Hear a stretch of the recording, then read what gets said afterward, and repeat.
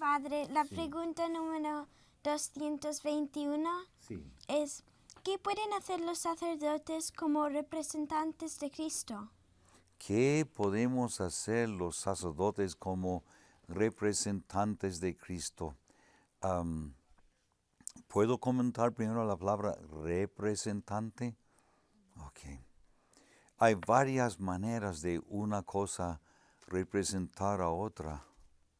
Si hago una pintura, la verdad es que no sé pintar. Si hago pintura de una familia, me va a salir fea porque de veras Dios no me dio talento con brochitas y colores, pero si lo hiciera, no sería una familia, sino una representación de la familia, más o menos clara, más o menos no clara, pero representación. Lo que luego habría en el cuadro no sería la familia, sino una representación de la familia. Decimos también que un congresista en el gobierno representa a su pueblo. Quién sabe si lo hacen, deben hacerlo. Pero cuando decimos que el sacerdote representa a Jesucristo, no es una representación así como semifingida, sino que el sacerdote, todo lo que hace de actos sacerdotales, lo hace en la misma persona de Jesucristo, en la misma persona de Jesucristo. Jesucristo le tiene prestadas al sacerdote en forma permanente, en forma existencial, por la transformación del ser de este hombre. Jesús le ha transformado el ser de un modo tal a ese hombre sacerdote que le tiene al sacerdote Jesús prestadas su palabra, su persona, su poder, su palabra, su persona, su poder. Miren cómo estas tres palabras, palabra, persona y poder, se ven bien claramente en lo que hace el sacerdote. Yo hoy por la mañana celebré la Santa Misa. De hecho, la concelebré con un gran amigo mío, sacerdote tan bueno, y los dos dijimos sobre el pan: tomad, comed, esto es mi cuerpo. Ni él, mi amigo sacerdote, ni yo hemos dicho sobre el pan: tomad, comed, esto es el cuerpo de Cristo.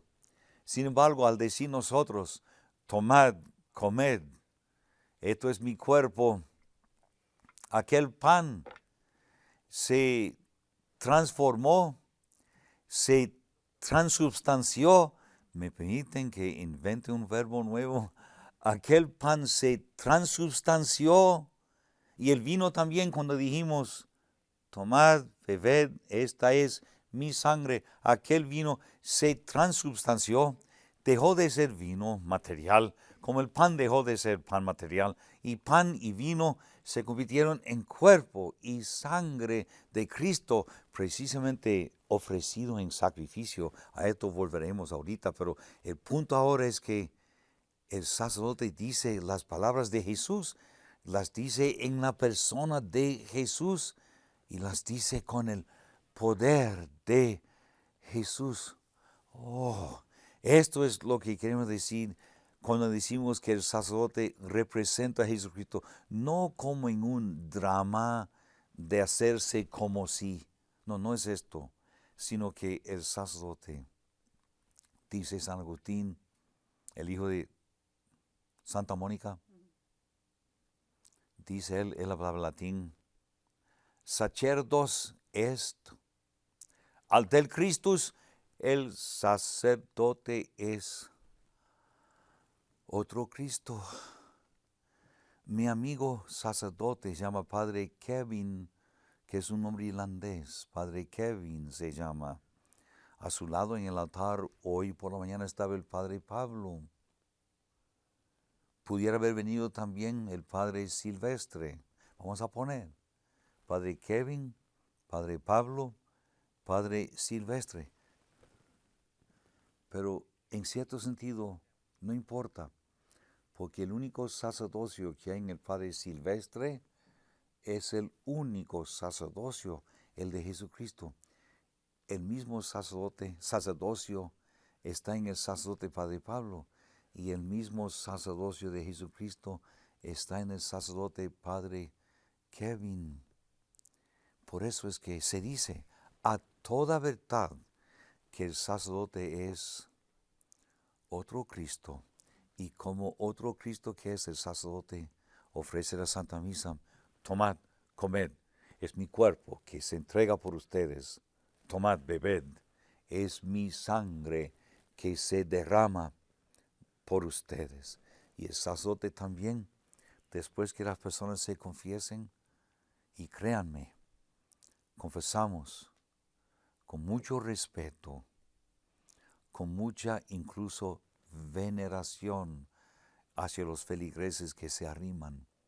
El sacerdote, cuando la persona haya terminado de confesarse, no dice que Dios te perdone. No, decimos: yo te absuelvo de tus pecados en el nombre del Padre y del Hijo y del Espíritu Santo. ¿Yo? ¿Tendrá el hijo de José y Catalina? Así se llaman mis papás. ¿Habrá nacido el hijo de José y Catalina con el poder de quitar pecados? No, pero se me dio a mí.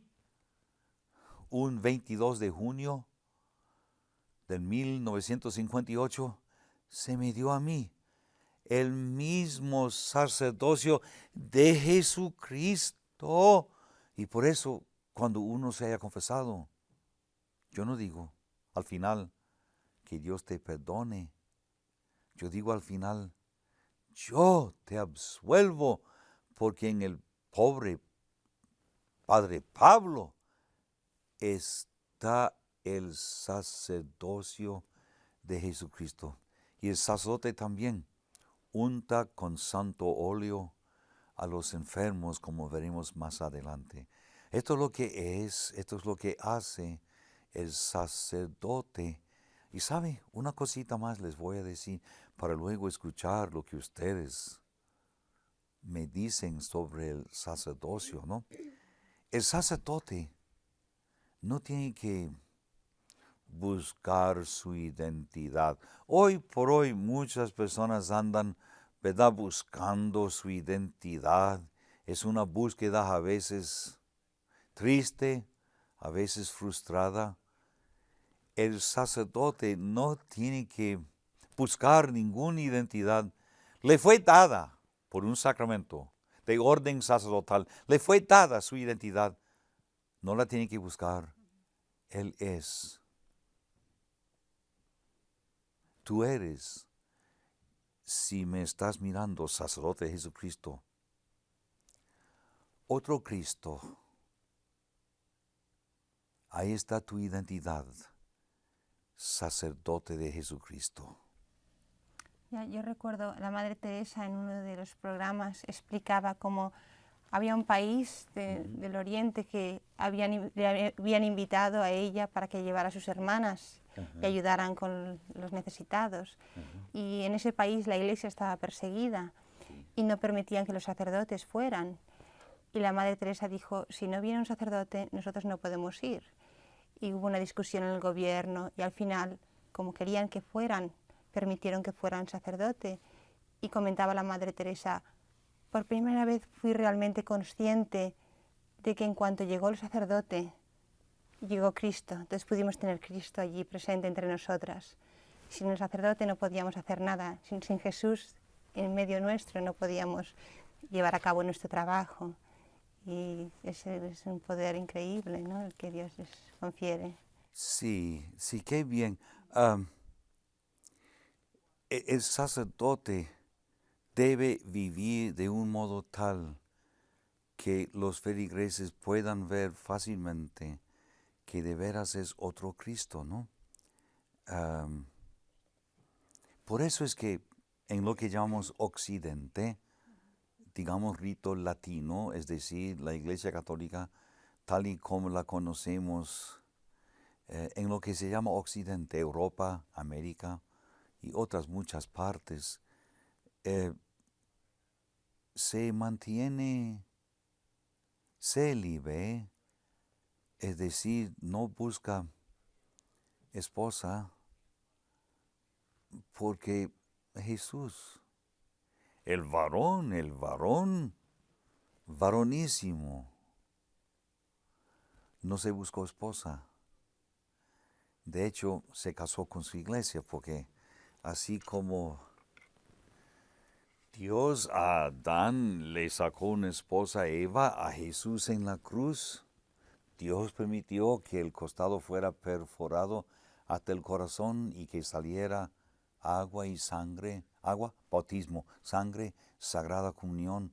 Es decir, a Jesús en la cruz, después que gritara, Padre, en tus manos encomiendo mi espíritu, y dejara caer su cabeza en la muerte, Dios el Padre permitió que mediante el lancetazo de un soldado saliera sangre y agua, en lo que todos los grandes, Agustín, Jerónimo, y hoy por hoy también todos los gigantes del pensar cristiano, han visto en ese momento de Cristo en la cruz, de su perforación, de la salida de agua y sangre, han visto el nacimiento cabal de aquella esposa de Jesucristo, que es la Santa Iglesia Católica, con la que Jesús está casada. Lo primero que harán en el cielo, después de la resurrección general, cuantos alcancen el cielo, lo primero que harán es asistir a las bodas del Cordero con su novia, la iglesia. El matrimonio ya ocurrió en el Calvario, falta la fiesta. La fiesta es eterna en el cielo. Por eso es que el sacerdote, con gusto, con gozo, sacrifica su sagrado derecho a formar familia, para que la semejanza de Cristo se inmola, alegre, total, y se dedique a formar la familia de Dios. Y precisamente en nuestra situación, por ejemplo, Padre, que yo soy viuda y no tenemos un hombre en la casa, me doy cuenta como la providencia de Dios ha permitido que mis hijos conocieran a sacerdotes santos y que son como, ellos pueden darles consejos, son como un modelo para mis hijos. Y precisamente Dios ha usado sacerdotes para cumplir y rellenar ese vacío. Sí. Y esa es una profesión muy importante. No se dan cuenta del gran ejemplo, la gran influencia que tienen sobre otras personas, cómo se comportan y eso. De modo que sus hijos han sabido en carne viva por qué al sacerdote se le llama padre, ¿verdad? Es verdad. Sí, yo dejé de ser padre para serme padre. Yo tengo un hermano José que me lleva a mí 2 años. Ya comienza a tener muchos nietos mi hermano José, porque Dios le mandó a él y a María, mi cuñada, 14 hijos. Que muchos hijos tiene mi hermano José. Son 14. Yo tengo más, tal vez como 140,000. ¿Quién sabe si 1,400,000? No, porque dejé de ser padre para serme padre. Oigan, solo en Dios el Padre está la única verdadera paternidad. Solo uno es padre en cuanto participe de aquella única paternidad. El papá de estos niños, sus hijos, Montserrat, el papá se llama Tony, ¿verdad? Y Tony es papá en cuanto participe de la paternidad de Dios Padre, que es la única paternidad verdadera, la de Dios Padre, y de esta paternidad saca su nombre o su esencia toda cuanta paternidad haya en el cielo y en la tierra. Por eso es que al sacerdote, muy con la Biblia, se le llama Padre. No vamos a entrar a ese punto ahora, pero el nombre Padre va muy con la Biblia, aunque haya quien te lo niegue.